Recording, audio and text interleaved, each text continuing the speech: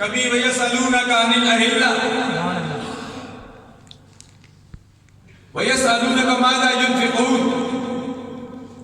يَسْأَلُونَكَ عَنِ ذِي الْقَرْنَيْنِ وَيَسْأَلُونَكَ عَنِ الْأَنْفَالِ وَيَسْأَلُونَكَ عَنِ الْمَحِيضِ.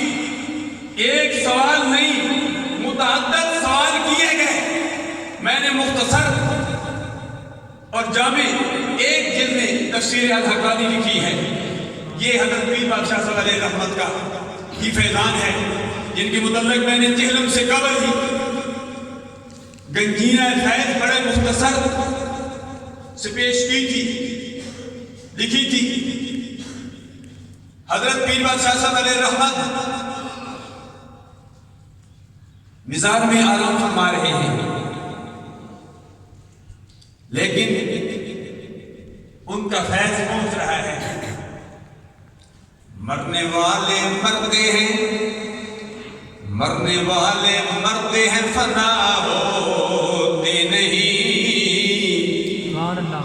یہ حقیقت ہے وہ ہم سے جدا ہوتے نہیں.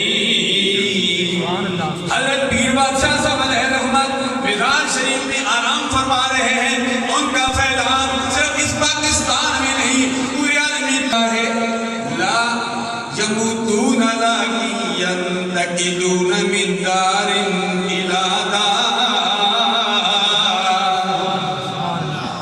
یہ مرے نہیں ہیں بلکہ ایک گھر سے دوسرے گھر منتقل ہوئے ہیں.